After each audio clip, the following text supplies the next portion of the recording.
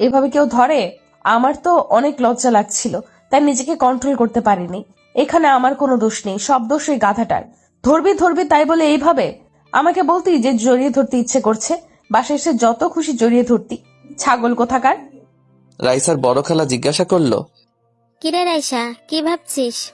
হুম। কি কি ভাবছিস ওভাবে? না না, কিছু না, আমি ঠিক আছি।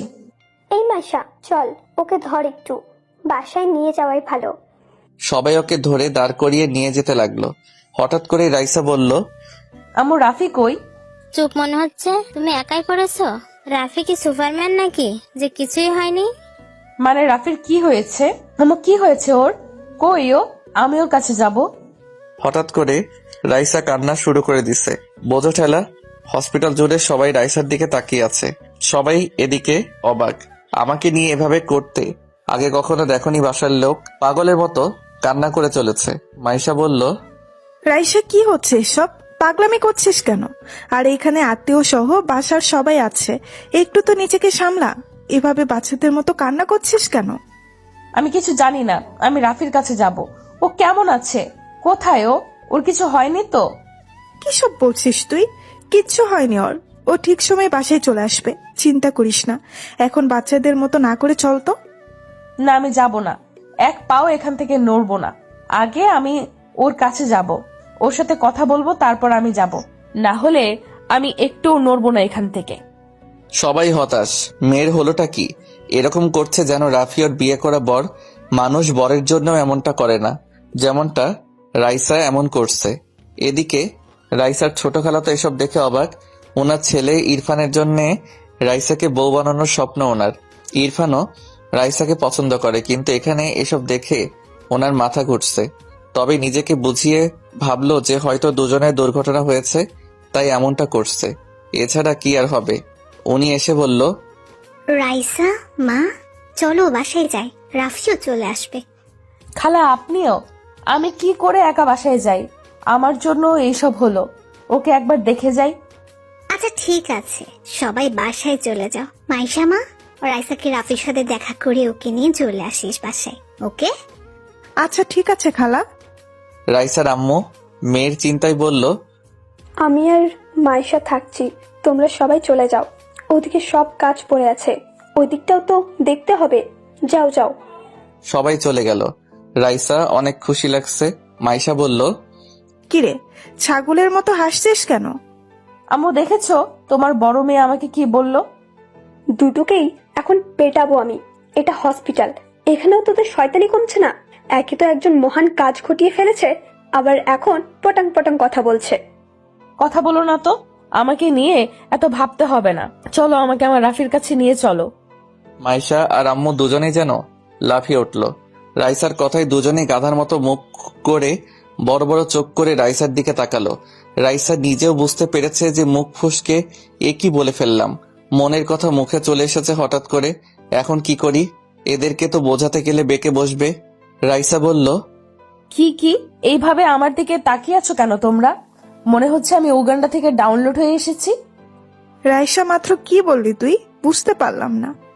এই যে নবাবের বেটি, দেখি এদিকে তাকান তো। আপনার মুখ থেকে কেবল যে কথাটি বেরিয়েছে, সেটি কি এমনি বেরিয়েছে, নাকি কথাটি মন থেকে বেরিয়েছে? কি আজব, আমি কি এমন বলেছি? আরে সাধারণ একটা কথা বলেছি। এই নিয়ে তোমরা দুজনে কি শুরু করলে? দূর, আমি নিজেই যাচ্ছি। বলো কোন রুমে আছে? এই যে কান খুলে শোনো, এইসব চিন্তা মাথা থেকে বের করে দাও, ওকে? থাপ্পড় খেয়ে বড়লোক হয়ে যাবি। অবশেষে রাইসাকে নিয়ে ওনারা আমার রুমে চলে এলো। আমি তো ঘুমে বিভোর, হাতে পায়ে একটু কেটে গেছে। তবে আমি আজকে আর বাসায় যেতে চাই না। বাসায় গেলে ঘুম হবে না। এখান থেকে একটু আরামসে ঘুমিয়ে যাওয়াই ভালো। সত্যি বলতে আমি একটু ঘুম প্রিয় মানুষ। আম্মু বলে আমি ঘুমালে যদি পৃথিবী ধ্বংস হয়েও যায়, আমি নাকি ঠিক পাবো না। অবশ্য আমি বুঝতে পারি না বিষয়টা। সবাই আমার ঘুম নিয়ে কেন এত ভাবে? ঘুমানোর স্বাধীনতাটাও কি আমার নেই? কি আর করার। আমাকে দেখে রাইসা খোঁড়াতে খোঁড়াতে দ্রুত এগিয়ে এসেছে। আমার পাশে বসে আমাকে দেখে চলেছে। আমি কোথায় কোথায় চোট পেয়েছি হাত দিতে আমার চোটগুলো দেখে চলেছে। আমি তো ঘুমে বিভোর। রাইসা আমাকে হালকা ডাক দিল। আমি তো শোনা দূরের কথা ফিলও করতে পারছি না। রাইসা এইভাবে অনবরত ডেকে চলেছে আমাকে, কিন্তু আমি ঠিকই পাচ্ছি না। মাইশা বলল, কি করছিস? এইভাবে ডাকিস না, বেচারা ঘুমাচ্ছে। ঘুমাচ্ছ? আমি যে এইখানে এসে ডাকছি শুনছে না? ঘুমাচ্ছে ও, তাই শুনছে না। আমার কাছে মিথ্যা বলছো না তো তোমরা? ও উঠছে না কেন? সাড়া দিচ্ছে না কেন? রাইসা, রাইসা কুল, এমনটা কিছুই না। কি সব ভাবছিস? তো কি করব? উঠছে না কেন? রাইসার আম্মু মেয়ের এমন পাগলামি দেখে ভেবে পাচ্ছে না কি করবে। উনি এতটাও অবুঝ না যে মেয়ের মনের কথা জানতে পারবে না। মায়ের মন কখনো ভুল বোঝে না। উনি নিজের মাথায় হাত রেখে ভাবতে লাগলেন, মেয়েটা কি করে বসলো? আমি কখনো এমনটা ভাবিওনি। এভাবে মেয়েটা কাণ্ড ঘটিয়ে বসবে। উফ, কি যে করব এখন। ওর বিহেভ দেখে মনে হচ্ছে ও অনেক দূর চলে গেছে এই ব্যাপারে। রাফি কিভাবে ওর ব্যাপারে এটা জানতে হবে। যদি রাফিও একই ফিলিংস রাখে তাহলে না চাইতে ওদেরকে মেনে নিতে হবে। আর রাফি যদি কিছু না ভাবে তাহলে রাফিকে বুঝিয়ে রাইসার সাথে কথা বলাতে হবে। রাফি পারবে ওর মাঝে এই ফিলিংস সরাতে। হ্যাঁ, আগে রাফি বাসায় যাক, তারপর কথা বলছি।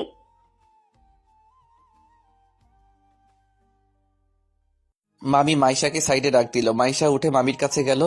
মাইশা এসে বলল, আম্মু আম্মু, আমি রাইসার হাবভাব ভালো দেখছি না। দেখো না, হঠাৎ করেই কেমন পাগলামি শুরু করেছে।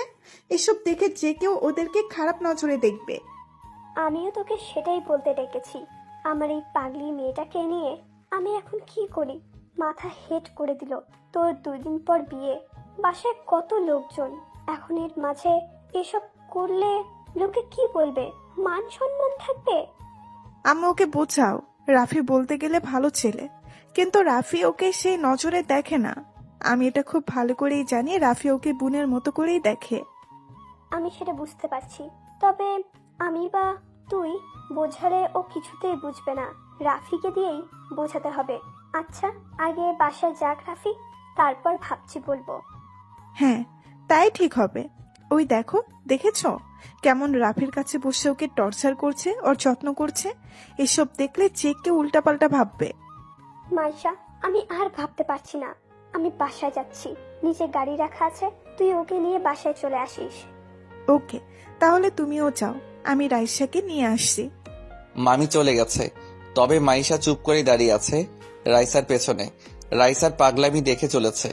একটু পর হঠাৎ করে রাইসাকে টান দিয়ে দাঁড় করালো মাইশা। রাইসা বলল, আপু কি হলো তোমার? এইভাবে আমাকে দাঁড় করালে কেন? কি হলো না, বলছে কি হচ্ছে। কি? এসব কি করছিস তুই? কি আবার? দেখছো না ও কেমন পড়ে আছে? বেচারা কত চোট পেয়েছে। সে আমরাও দেখতে পাচ্ছি, তাই বলে এত ক্লোজ হওয়ার কিছু হয়নি। আমি কই ক্লোজ হচ্ছি? সে আমি দেখতে পাচ্ছি। এসব মানুষ দেখে নিলে কি ভাববে তোর সম্পর্কে? আপু তুমিও না নেগেটিভ ভাবো কেন? আমি নেগেটিভ ভাবছি তাই না? রাইসা, তুই আমার আদরের বোন।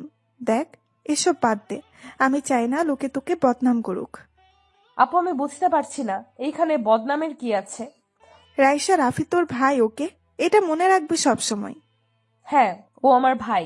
ভাই বলে কি ভালোবাসা যাবে না? আর ও আমার আপন ভাই না, ফুফাতো ভাই। রাইসা! চমকানোর কি আছে? আপু আমি কি ভালোবাসতে পারি না?